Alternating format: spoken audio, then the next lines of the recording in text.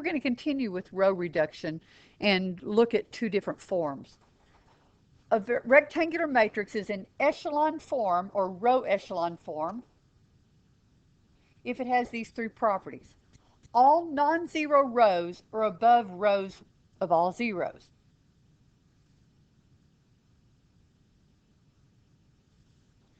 Each leading entry of a row is in a column that's to the right of the leading entry of the row above it. And all entries in a column below a leading entry are going to be zeros. Okay? Those three conditions define echelon or row echelon form. If we add two additional conditions, the leading entry in each non-zero row is a 1, or each leading 1 is the only non-zero entry in the column. If we add these two, we've defined a reduced echelon form or reduced row echelon form matrix. Now when we get to our calculators, this is going to be abbreviated with reduced row echelon form. So we have REF, row echelon form, and we have reduced row echelon form. Okay, now an echelon matrix, or reduced echelon matrix, is one that is in echelon form. So we'll say an echelon matrix is just one that's in the echelon form. Likewise, the reduced echelon matrix. Okay, any non-zero matrix can be row reduced, and that means just transforming it by those elementary row operations into a matrix that's in echelon form. Now, you can use different sequences of the row operations to get it in that echelon form. There's not a unique echelon form. However, if you go on to the reduced row echelon form, there will be a unique matrix. So the reduced row echelon form will be unique for a given matrix, but the echelon form matrix is not. Okay, so now every matrix is row equivalent to one and only one reduced echelon matrix. Okay, so now if a matrix is row equivalent to an echelon matrix U, we call the U the echelon form of the matrix A. If U's in reduced row echelon form, we'll call U the reduced echelon form of A. Okay, so now there's another term that we need to know, and that's called a pivot position. A pivot position in a matrix is the location in A that corresponds to the leading one in that reduced echelon form of the matrix. A pivot column designates the column that contains that pivot position. So we'll look at some examples, and I'll point out those pivot positions and pivot columns. Okay, the following matrices are in echelon form. Now, echelon form just means that any row of all zeros is at the bottom. So you can see here and here we have rows of zeros that are at the bottom. Also, if there's an entry in a column, everything below it is 0. Okay. Now this is the pivot position. Here and here. It's that first leading non-zero entry in each row. Okay. And you notice everything below those is zeros. And this first one, this would be a pivot. This would be a pivot. Those are the first non-zero entries. And then this would be the pivot. Okay, notice everything below them are zeros, if there's anything below them at all. Okay. Okay, so we have that those entries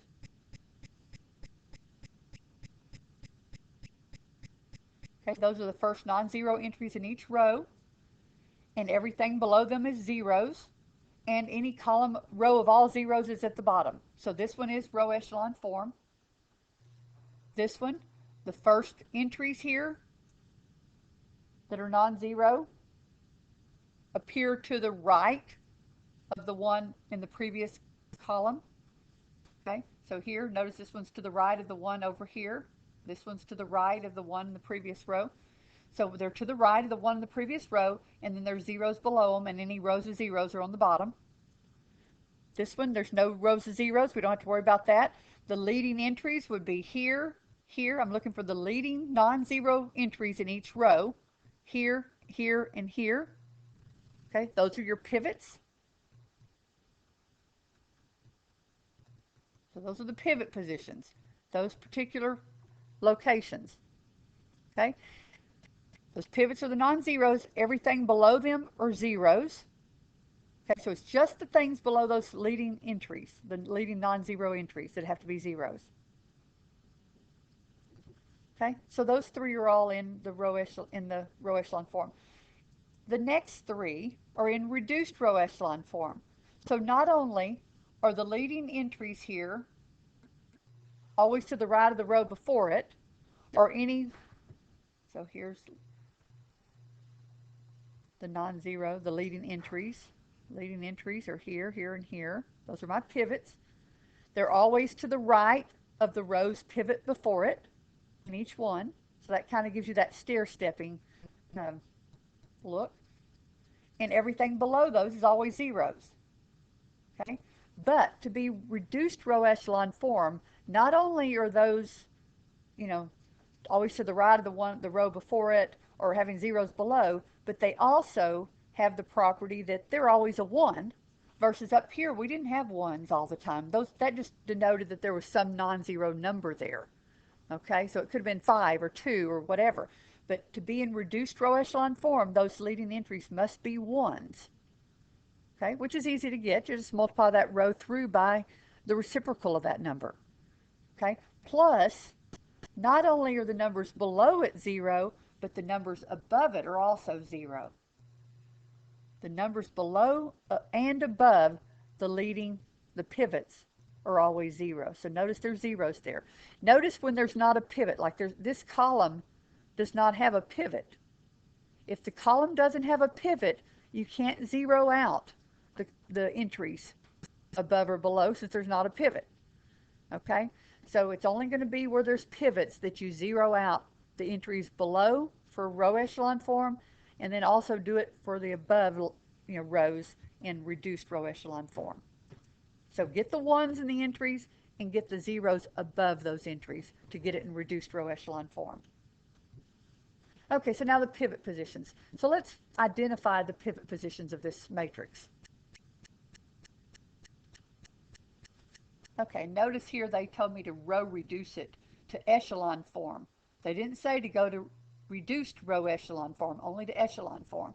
That means that I don't have to have my leading entries to be 1s, and I don't have to zero out the rows above that leading entry, that position in the pivot position. So the first thing I need to do, though, is I need to get a pivot in that first column, and I always want it to be in that top line. So you have that stair step where it's always to the right of the row above it, we've got to move one of the other equations. So let's swap equations 1 and 2. So this equation, this matrix is going to be equivalent to -1, -2, -1, 3, 1. I'm doing a swap in rows 1 and 2.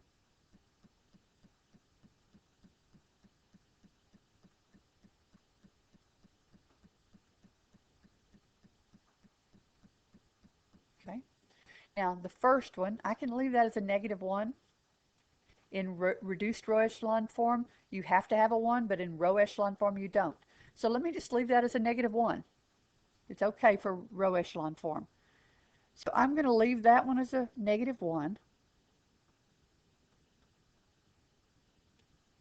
Or you could multiply through by -1 to make it 1. Okay, so now the next row already has a 0 below that pivot. So I'm just going to write it down. Each time I write a new matrix, I'm going to change a column.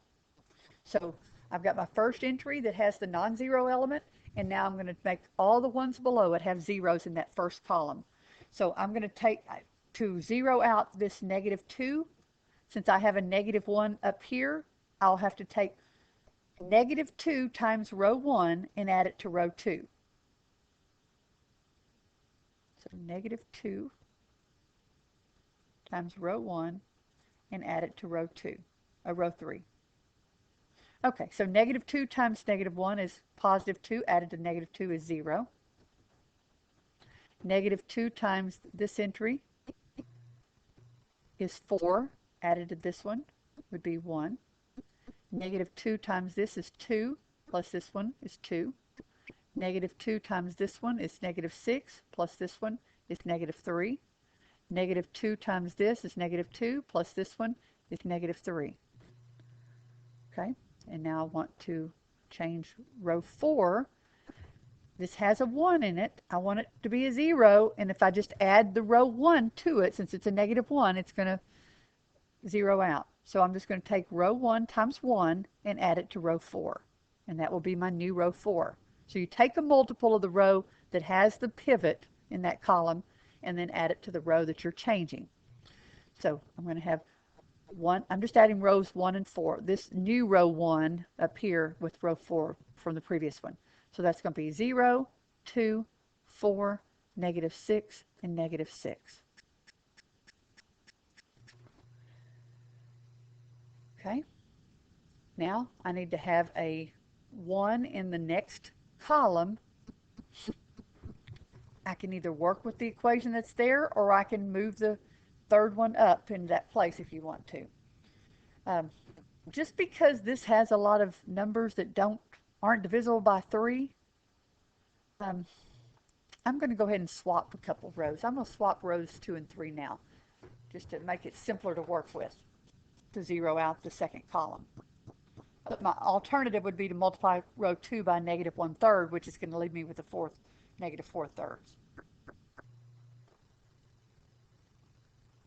So keep row 1 the same. It's already finished since we're not going to reduced row echelon form. Okay, now I'm putting row 3 next.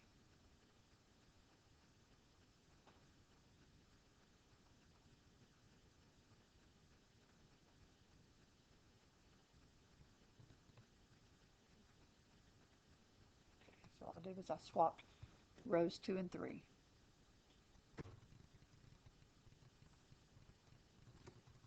You didn't have to. I just makes it a little simpler. Row 1 and 2 are finished.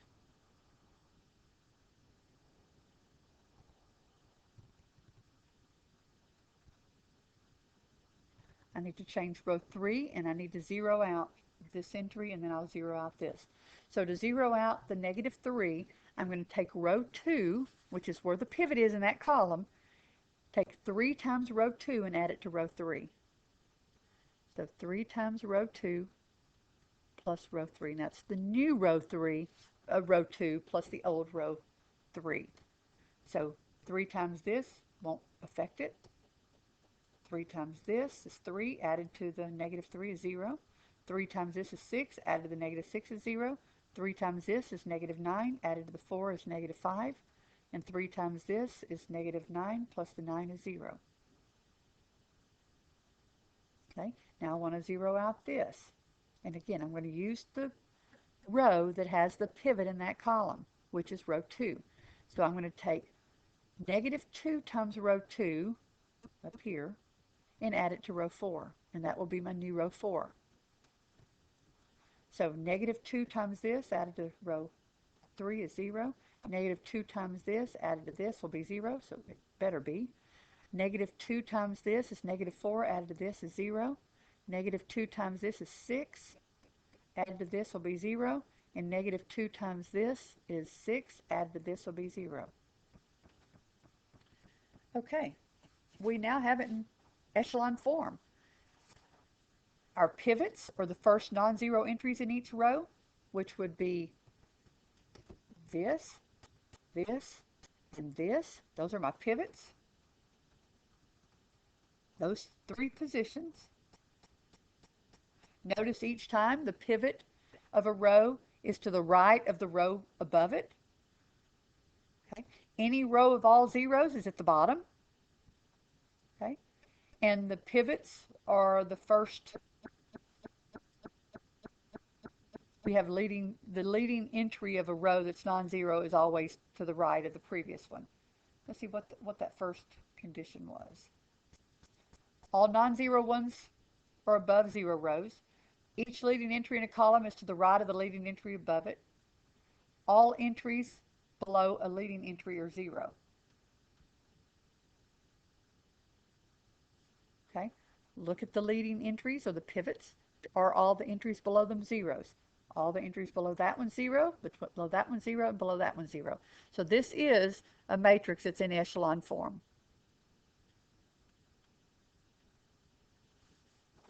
If you wanted to put it in reduced row echelon form, you would have to multiply the first row through by -1 to change that to a 1. You'd have to multiply row 3 by -1/5 to change that to a 1 for the pivot. And then you would zero out everything above the pivot. So you'd zero this out by taking twice row 2 added to that row. You would zero out this, and you would zero out that by taking 3 or -3 times the new row 3 once we change that to a 1. So you'd have to get the zeros above it as well as make sure those pivots are all 1s. Okay, so let's look at that algorithm again. I want to do the elementary row operations to first change it to echelon form, and then we're going to put it in reduced row echelon form. Okay, again, we can't work with equation 1 with a 0 in that entry because the non-zero entry on a row has to always be to the right of the row above it. So we've got to swap rows 1 and 2 or 1 and 3.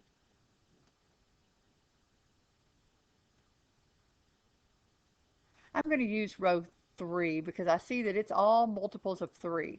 I'd rather divide that by 3 than the row 2. Okay, so all I'm doing is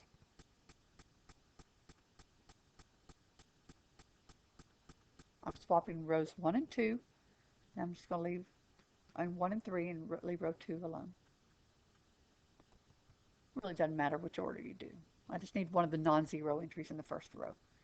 Okay, now I want column 1 to be fixed up, and I want the first entry here to be a 1, and then I'm going to get zeros below it. So I'm going to go ahead and switch it to row echelon form, reduced row echelon form by changing that 1 initially, because it's going to make it easier to work with to create the zeros. So I'm going to have 1, -3, 4, -3, 2, and 5. Divide row 1 by 3. So 1/3 row 1.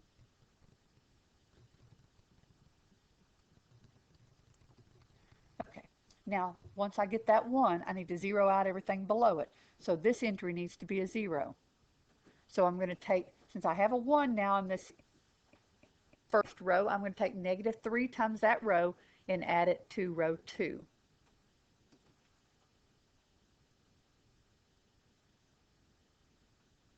And that's going to be my new row 2.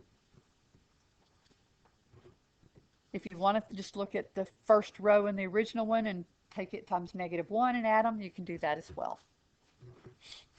Okay, so -3 times this is -3 added to the 3 that exists here already is 0. -3 times this is 9 added to this is 2.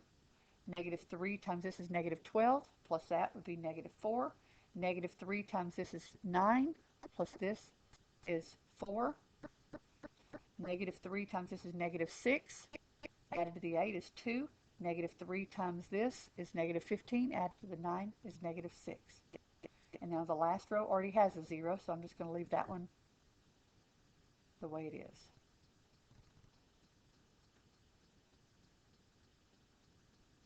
Okay. In row 2, I want to have the pivot. I'm going to go ahead and change it to a 1. Otherwise, I'm going to be having to multiply by fractions to eliminate the other zeros. So I'm just going to go ahead and write the first equation the way it is. I'm putting it in row echelon form first, and then I'll go back and get it in reduced row echelon form. So I don't need to do anything with the top equation until I'm ready to switch to reduced row echelon form. This one I'm going to multiply by 1/2.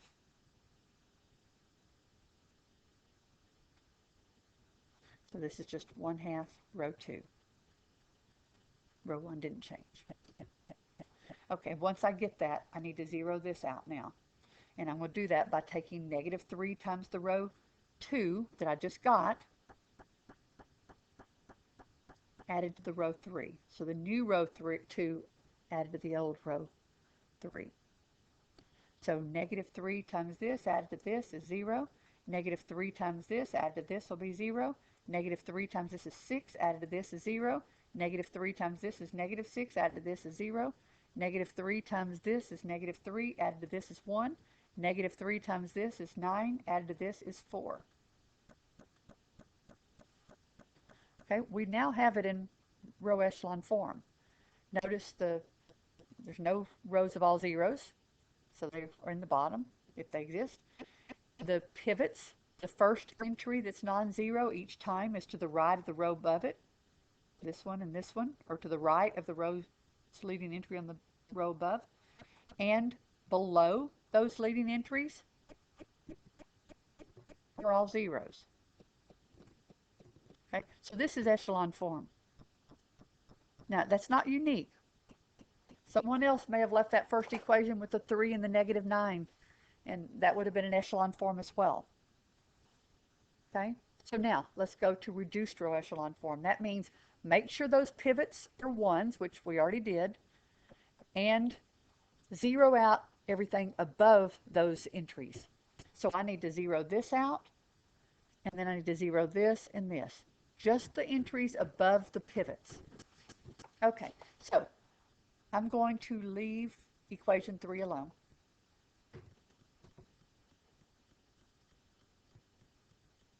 There's nothing else to do to it. Okay, I'm going to change equation 2 by multiplying -1 times row 3 and adding it to row 2. -1 times row 3, add to row 2. Okay, so obviously -1 times any of these are 0, so it won't affect the first 4 entries of row 2. And now -1 times this added to this will be 0. -1 times this added to this will be -7. Okay, now I need to get this to be a 0, and I need to get this to be a 0. So let me start with this entry here. To get that to be a 0, I'm going to have to add 3 times row 2 to row 1. 3 times row 2 added to row 1. So don't try to, you can't try to do them at the same time. It won't work.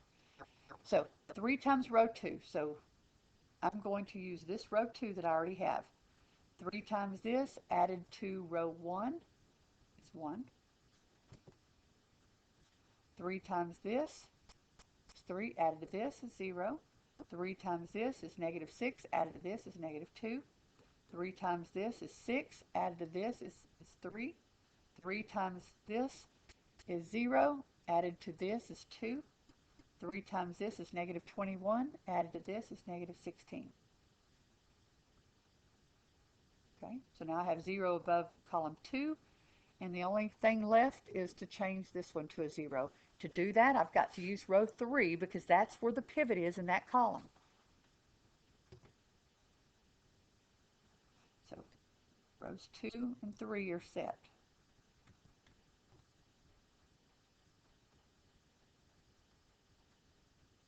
Now we're taking -2 times row 3, whoops, -2 times row 3, and I'm adding it to row 1 to get my new row 1. Okay, so -2 times row 3. Notice these will all be 0 added to these entries. It won't affect them. Now -2 times this added to this is 0. -2 times this is -8 plus -16, so that's -24. Okay, we now have our first pivots. The leading entries in each row are 1s.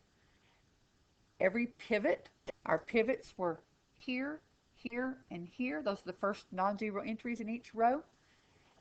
The numbers below them and the numbers above them in those columns are zeros. So now we have a reduced row echelon form.